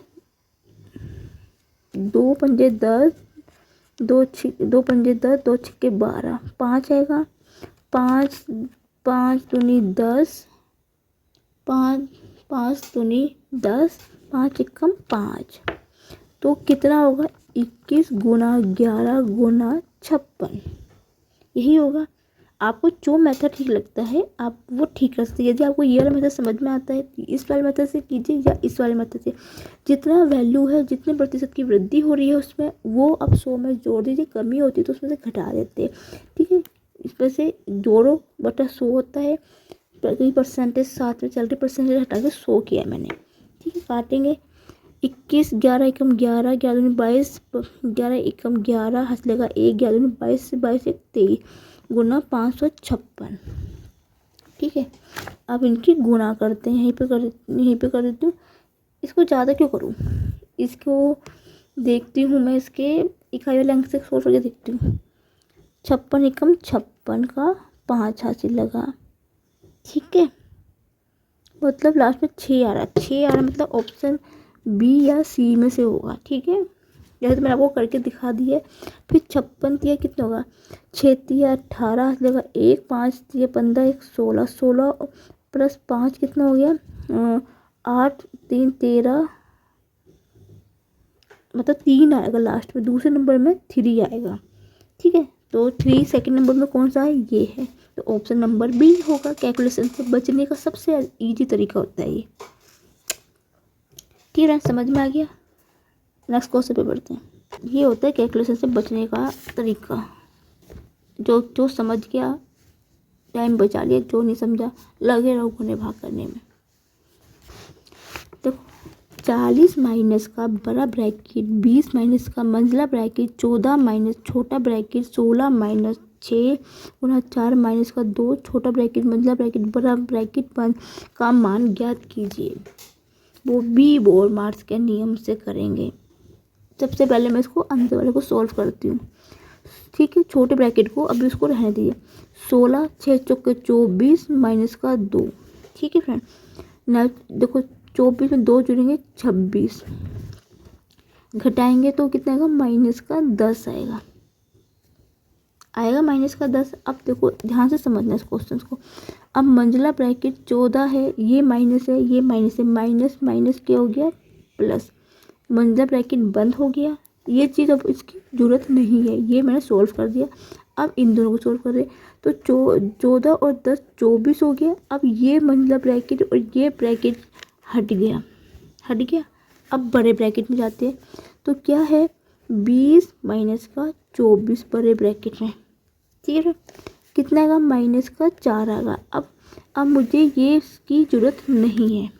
अब क्या बचा है 40 है माइनस का, देखो बाहर माइनस है, ये भी माइनस है, तो माइनस माइनस प्लस हो गया, आ गया 44।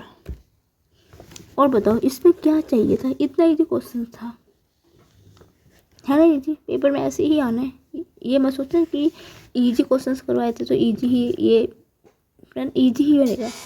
इससे आप सीख सकते हो, इस पेपर से इस क्वेश्चन से आप सीख सकते हो कि आगे पेपर इजी ही आएंगे, इसी टाइप के क्वेश्चंस आएंगे, इससे अलग कुछ नहीं आएगा, ठीक है। 24 सेंटीमीटर वाले एक गोले का वृत्त पृष्ठीय क्षेत्रफल क्या होगा। 3D का क्वेश्चन है। देखो फ्रेंड इसमें एक गोले का पूछा है, इसमें अर्धगोला नहीं पूछा है। एक चीज़ का ध्यान रखना, इसने पूछा एक गोला, गोला मतलब एक सर्कल, उसका वृत्त पृष्ठीय क्षेत्रफल क्या होगा। इसको कैसे करेंगे, देखो फ्रेंड आपको पता गोले का वृत्त पृष्ठीय क्षेत्रफल क्या होता है 4πr², ठीक है। 4 की वैल्यू 22/7, आर कितना है 14 गुना 14। आप इसे काटोगे 7 दूनी 14, ठीक है। या आप इनकी गुणा करिए, गुणा करोगे तो टाइम होगा, या सीधा आप एक चीज़ देखिए यहाँ पे क्या है 22 है, 22 किसका मल्टीपल होता है 11 का होता है। तो आप ऑप्शन में जाइए कि देखिए 11 का मल्टीपल इन संख्या में कौन सा है, ठीक है।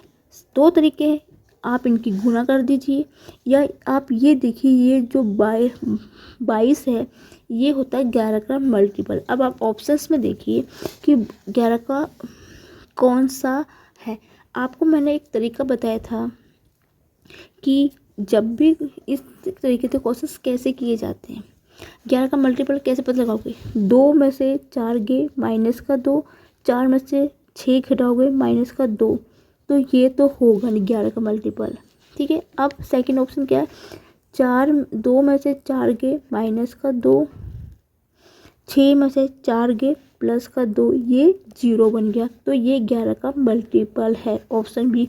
आगे भी चेक कर लेते हैं एक बार। 2 में से 4 गए माइनस का 2, ये होगा माइनस का 6, ये भी नहीं है।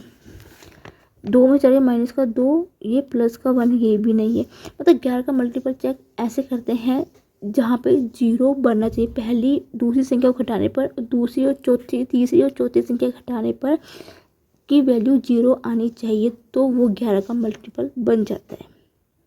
ठीक है, 2 तरीके हैं, गुणा कर लीजिए सीधा, 14 ठीक है 88 होगा गुना 28 होगा। 2 तरीके होते हैं, 88 64 होता है। ठीक है, लास्ट में क्या है 4 है। ठीक है, अब देखो यदि इकाई के अंक से मैं करना चाहूँगी तो 4 किस में है, बी, ए तो है नहीं आंसर, ना सी है, बचा बी और सी में से एक आंसर होगा। ठीक है फ्रेंड, 64 का 6 यहाँ से लगा, 88 64 64 और 6, तो आप मल्टीप्लिकेशन करनी पड़ेगी। टेबल याद है तो हाँ 28 से 28 बार करते तो इतना टेबल किसको याद होता है। मल्टीप्लिकेशन करते रहो, टाइम की बचत करना चाहते हो तो कर सकते हो, ये तो फिर आपको मैंने आपको तरीका बता ही दिया है। ठीक है, नेक्स्ट क्वेश्चन पे बढ़ते हैं। जैसे ठीक लगता है फ्रेंड आप वैसे कीजिए, बस ये है कि आप कैलकुलेशन लंबी पार्ट करेंगे तो टाइम वेस्ट होगा आपकी, और टाइम वेस्ट होगा तो टाइम एडजस्टमेंट करना बहुत ज़रूरी है पेपरों में। जीके कर लेते हो क्योंकि जो मैथ्स ऐसा पार्ट होता है जो कि टाइम थोड़ा ज़्यादा लेता है।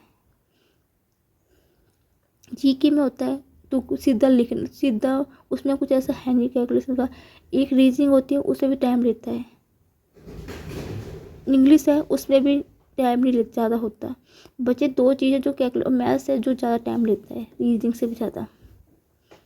ठीक है, अरुण ने संचित से 1,12,500 रुपये में एक लैपटॉप खरीदा।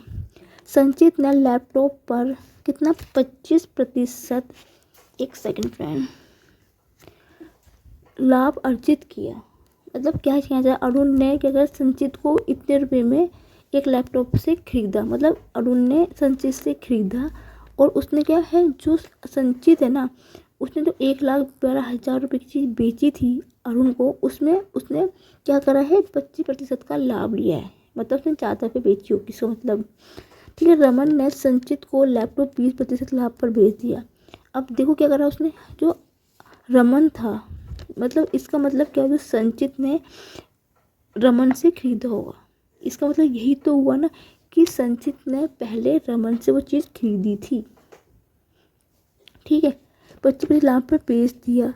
लैपटॉप खरीदने के लिए कितना रमन को कितना भुगतान करना पड़ा, इसका मतलब क्या है, उसने पूछा है कि रमन ने कितने रुपए दिए होंगे उस लैपटॉप को खरीदने के लिए। घुमावदार क्वेश्चन था और कुछ नहीं था, बहुत इजी क्वेश्चन है, 2 सेकंड भी 30 सेकंड से कम समय में आपको करके दिखाऊंगी, क्योंकि मुझे समझाना पड़ता है तो मैं इसको इतना नहीं कर सकती, लेकिन आप इसको समझ जाओगे ना, कुछ नहीं है बस घुमा फिरा रखा और कुछ नहीं। शुरू करेंगे इस क्वेश्चन को सॉल्व करना फ्रेंड। ठीक है, उसने क्या बोला हुआ है, उसने रमन का पूछा हुआ है। ठीक, रमन का पूछा तो रमन को मैंने आर मान लिया कि रमन ने आर में भुगतान किया होगा।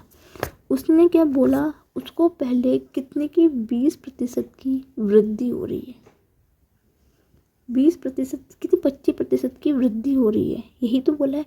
25% की वृद्धि मतलब होता है 100 में जोड़ूंगी तो 125/100।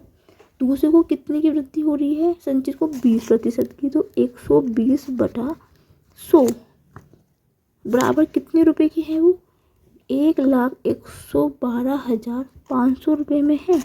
थोड़ा सा तो बच्चों को कंफ्यूज करता है, वो ये चीज़ कंफ्यूज कर रही होगी कि रमन ने संचित को लैपटॉप 20% के लाभ पर बेच दिया। अब आप समझो, अरुण ने संचित को इतने रुपए में बेचा। ठीक है, अरुण से संचित ने खरीदा, फिर संचित ने क्या करा, रमन ने संचित को लैपटॉप इतने में बेच दिया।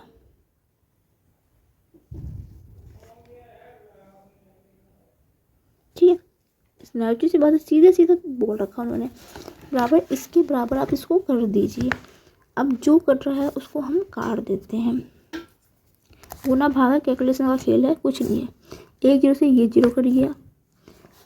ठीक है, पंजे पंजे 25 पंजे 125, 25 चौके 100, 4 दिया 12, 5 दूनी 10। यही हुआ। 3 से मैं इसको काटती हूँ, 3 तिया 9, 3 तिया 9, 3 चौक 3 2 बचेगा, 3 सत्ते 21, 3 पंजे 15, 0।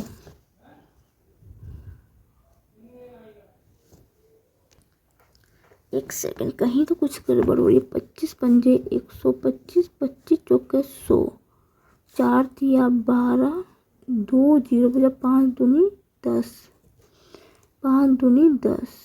ठीक है, अब ये 3 4 तिया 12, 3 3 तिया 9, 2 बचा, 3 सत्ते 21, 3 सत्ते 21, 3 सत्ते रुको, 3 तिया 9, 2 3 सत्ते 21, 3 पंजे 15, 0 0, तो 0 0, 5 दूनी 10 हासिल। देखो सही है। देखो अब क्या आएगा, 375 100 गुना 2। नहीं सही है, आई थिंक करके देखती हूँ। 0 0 10 14 1 15 देखा, 3 1 6 75,000 है आंसर इसका। बिल्कुल राइट आंसर है 75,000। तो ऑप्शन नंबर डी है इसका राइट आंसर। 75,000 इसका बिल्कुल ही राइट आंसर है फ्रेंड। जिसको आपने करना है उसको आर मान दीजिए, कितने परसेंट की छूट देखिए। मेरे को हमेशा पता है इस टाइप के क्वेश्चन को आपने इसी प्रकार से सॉल्व करना है। नेक्स्ट क्वेश्चन पे बढ़ते हैं। ठीक है, क्या है, 10 व्यक्तियों में से 9, ये अच्छा क्वेश्चन था। ये जो 16 क्वेश्चन है अच्छा क्वेश्चन लगा मुझे, अच्छा था। थोड़ा सा बस दिमाग का खेल है और कुछ नहीं। 10 व्यक्तियों में से 9 व्यक्तियों ने अपने नाश्ते में 15 रुपये खर्च किए। ध्यान से समझना इस क्वेश्चन को कि 10 व्यक्तियों में से 9 व्यक्तियों ने अपने नाश्ते के लिए, मतलब अपने ब्रेकफास्ट के लिए 15 रुपये खर्च किए। ठीक है, 10वें व्यक्ति ने रुपये खर्च किए। ठीक है, इसने बोला कि 10वें व्यक्ति ने रुपये खर्च किए। इसका मतलब क्या है, जो बचे हुए पैसे होंगे ना वो इसने खर्च किए। उन सभी के औसत खर्च में 9 रुपये अधिक। ठीक है, उन सभी द्वारा खर्च किए गए कुल राशि बताइए। अब मुझे एक चीज़ बताइए, 10 व्यक्ति थे, 9 व्यक्ति ने अपने ब्रेकफास्ट के 15 रुपये दिए गए। जो 10वीं व्यक्ति था उसने रुपये दिए, क्या दिए, उन सभी ने औसत खर्च 9 रुपये अधिक था। मतलब मानो कोई चीज़, यदि 10 व्यक्तियों का नाश्ते का खर्च 100 रुपये आया है, ठीक है, और क्या करा हुआ है, 9 व्यक्तियों ने क्या करे, अपने अपने रुपये की मानो उसमें से उन्होंने 91 रुपये दे दिए हैं। ठीक है, लेकिन जो 9 रुपये एक्स्ट्रा आए हैं ना, जो 9 रुपये जो एक्स्ट्रा हैं वो 10वें व्यक्ति ने डाले हैं। ठीक है, अब इसको करने की कोशिश करते हैं। देखो फ्रेंड, अब नेचुरली सी बात है, ध्यान से समझना इस क्वेश्चन को, ध्यान से, बहुत ध्यान से। अब फ्रेंड आप मुझे बताइए, 10 व्यक्तियों में 9 व्यक्तियों ने अपने नाश्ते के लिए 15 रुपये खर्च किए और 9 रुपये अधिक आए हैं। तो नेचुरल सी बात है, 9 व्यक्तियों में जब 9 रुपये अधिक आएंगे तो कितना, 1 रुपये पर व्यक्ति को पड़ेगा।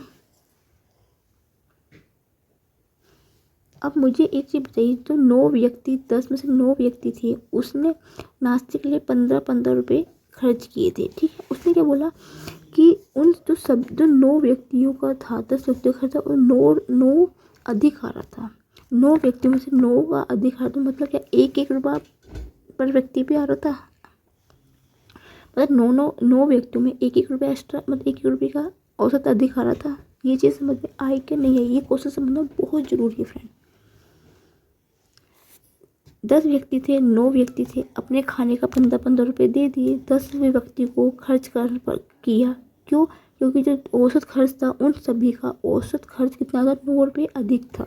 उन सभी का मतलब वो 9 की बात कर रहे हैं, ना कि 10 की बात कर रहे हैं, क्योंकि 9 व्यक्तियों ने नाश्ते के पैसे दिए थे ना, तो वो 9 की बात कर रहे हैं। जब 9 व्यक्ति में 9 रुपये अधिक आ रहे हैं तो कितना रुपये अधिक है, तो पर व्यक्ति को 1 रुपया अधिक आ रहा है। तो इसका मतलब क्या है, जब 9 व्यक्ति 15 रुपये दे रहे हैं और हर एक व्यक्ति को 1-1 रुपये एक्स्ट्रा आ रहा है तो कितना रुपये होने चाहिए? तो 16 रुपये होने चाहिए। इसका मतलब है जो नाश्ते के उन 9 व्यक्ति को 16 रुपये देने थे। मतलब ये था कि 10, आप इसको ऐसे सोचो कि 10 दोस्त हैं, वो घूमने जा रहे हैं और उनके बीच में मानो कि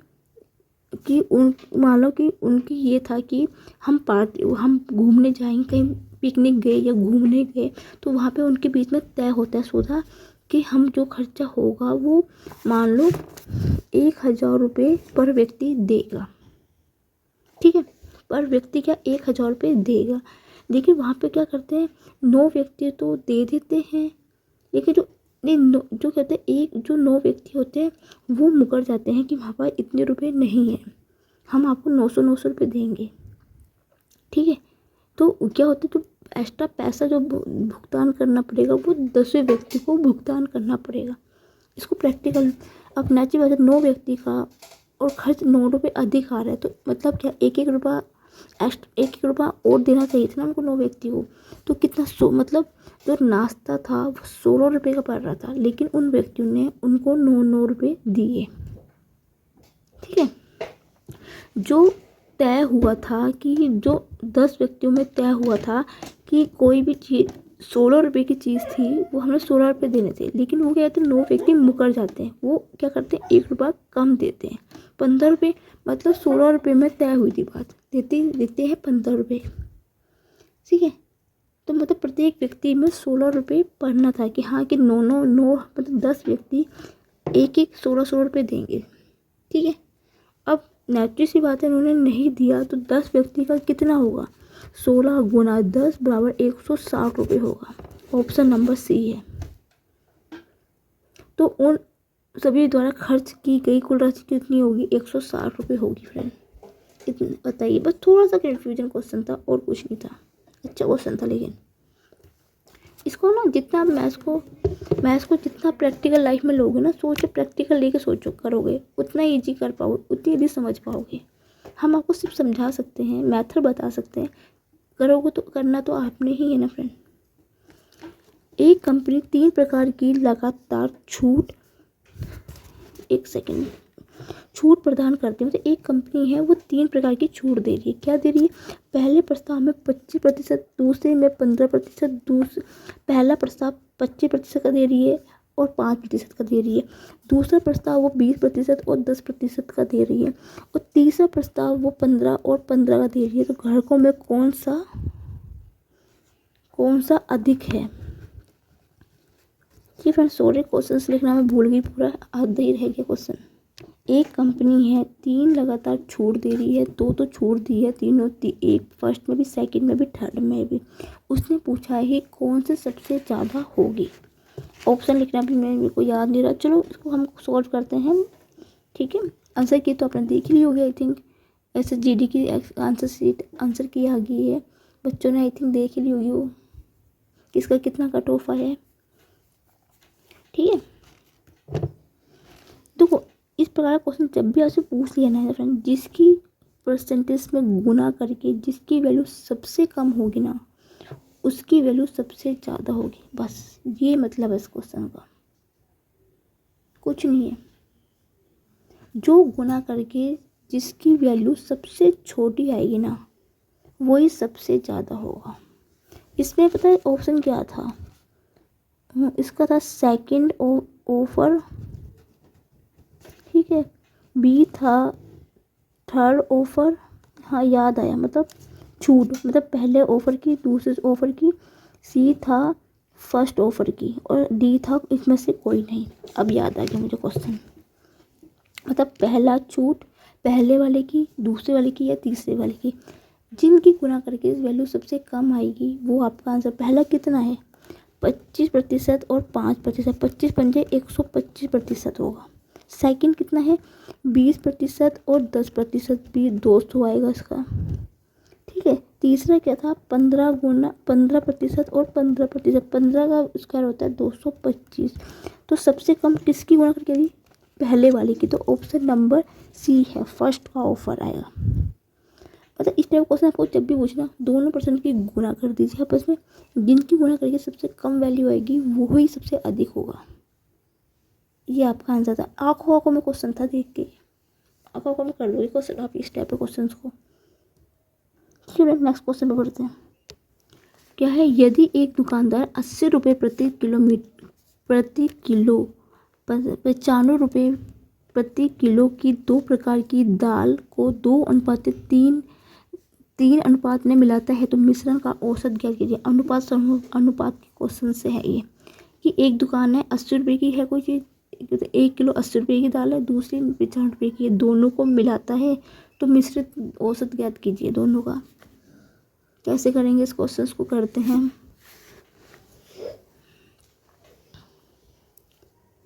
क्या बोला है, जो 80 रुपये है और 90 रुपये का, उसका अनुपात कितना है, 2:3।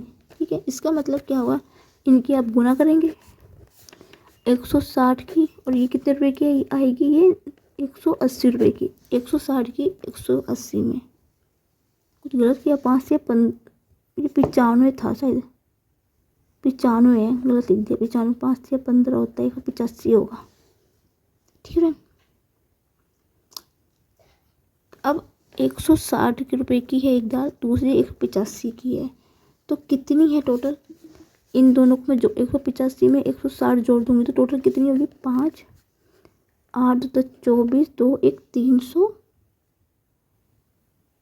कुछ होगी आई थिंक, 18 और 26 कितने, 8, 8, 10 तो 14 से लगा, 1, 2, 1, 3, 1, 4, 2 हाथ से लगा था ना, 6 और 160 और 185 कुछ 200, 400 कैसे आ जाएगा यार, कुछ गलत हो रहा है, कुछ गलत हुआ कहीं पे। 5 या 15 से गई, 18, 18 और 19, 95 तिया कितने होते हैं, 5 तिया 15, हाथ से लगा 1, 9 तिया 27, 1, 28, 285 होता है। मैं वही तो सोची कहीं तो मेरा गलत आ रहा है कहीं पे। 95 तिया 285, तो इन दोनों को मैं जोड़ दूंगी तो टोटल कितने रुपए की होगी, 5, 6 और 8, 10, 14, 3, 1, 4, 445 रुपये। 445 क्या है, खर्च हो रही है। ठीक है, खर्च है, मतलब इन दोनों का जो खर्च है टोटल कितने की है, 445 का खर्च है दोनों का। ठीक है, आप मुझे ये बताइए, अब कैसे सॉल्व करते हैं, मैंने वो बताया था अनुपात तो क्वेश्चन है, जितना खर्च है 245, जितना अनुपात है दोनों का 2:3 को जोड़ देंगे, 445 बटा 5, 5 अट्ठे 40, 5 अट्ठे 40, 5 ने 45, 89 पर किलोग्राम पड़ेगा। बता सकते हो, फिर से सॉल्व करते हैं। जो 80 रुपये की दाल है, 195 रुपये की दाल है, कितने अनुपात में, 2:3 में, इनकी गुणा कर देंगे, 160, 285। अब कितने रुपए की खर्च हो रही है इन दोनों, कितना खर्च हो रहा है दोनों का, इन दोनों को हम जोड़ देंगे तो कितना, 445 रुपये खर्च हो रहा है दालों में, दोनों जो बिक रही है। अब इसको क्या करेंगे, जो इसका अनुपात होता है उससे भाग दे देते हैं, तो आपको पता चलेगा कि इतने, मतलब जो दाल है वो इतने में पर उसमें बिक रही है, मिश्रित दाल, तो दोनों को मिलाया जा रहा है ना, क्योंकि मैंने इसको क्यों जोड़ा, क्योंकि उसने बोला है दोनों को मिश्रित किया गया है, इसलिए। ठीक है, नेक्स्ट क्वेश्चन पे बढ़ते हैं। 8, 16, 20, 32 का विभाज्य छोटी संख्या ज्ञात कीजिए। जब भी इस टाइप का क्वेश्चन आपसे पूछ लिया जाए कि किसी ये संख्या से विभाजित करने वाली संख्या की क्या है, छोटी संख्या ज्ञात कीजिए, सबसे पहले आप बिना सोचे समझे तो आपने कुछ नहीं करना है, विभाज्य की हम बात आ जाए, आपने एलसीएम ले लेना है।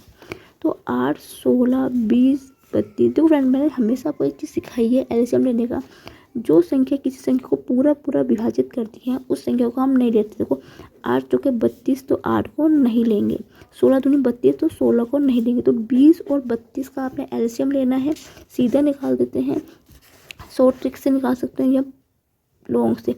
5 चौके 20, 8 चौके 32, इसको 5 गुना 2 की पावर 2 हो गई, 2 की पावर 2 गुना 2 की घात 3, मतलब 2 की घात 5 गुना 5 हुआ। ठीक है, 2 की घात 5 ये हुई, 3, 4, 5 गुना 1, 2, 3, 4, 2, 8, 8, 16, 32 पंजे, 32 पंजे होता है, 5, 10, 5, 15, 160 हुआ है। या आप इसको शॉर्ट ट्रिक से कर लीजिए, ये तो मैंने आपको गुणा करके दिखा दिया, नहीं तो मैं सीधा भी लिख देती। या इसका 2, या आप इसको ऐसे कर लीजिए, ठीक है। 20 और 32 का एलसीएम लीजिए। 2 से 2 हम 10, 2 हम 2, 2 6 12, 2 5 10, 2 8 16, ठीक है। 2 5 4 2 2 2 5 1, फिर 5 से 2 के साथ 5 और 5, कैसे भी कर सकते हो आप, ठीक है। आज हमने सेकंड शिफ्ट का 11 जनवरी के सेकंड शिफ्ट के सभी क्वेश्चंस को कर लिए फ्रेंड। आई नो मैंने 19 क्वेश्चन किए, मुझे एक क्वेश्चन नहीं मिल पाया है। यदि आपके पास कोई ऐसा क्वेश्चन छूट गया इस शिफ्ट का और आपके पास पता हो तो प्लीज़ मुझे कमेंट से लिख के बता सकते हैं फ्रेंड। यदि आपको मेरा आज का सेशन अच्छा लगा तो please friend like my channel, like my video, subscribe my channel. यदि आप मेरे चैनल में फर्स्ट टाइम विजिट कर रहे हो तो please friend subscribe my channel और बेल आइकन को जरूर क्लिक कर दें, जिससे कि मेरी हर कोई नई वीडियो मैं डालूँ उसका नोटिफिकेशन आप तक सबसे पहले पहुँच जाए। यदि आपको मेरा आज का सेक्शन अच्छा लगा हो तो please friend like my video, comment my video and share my video, ठीक है फ्रेंड। और कल हम न्यू सेक्शन के साथ नई वीडियो के साथ एक नए अच्छे सेक्शन के साथ मैं कल आपके साथ मिलती हूँ। And friend thank you for watching my video.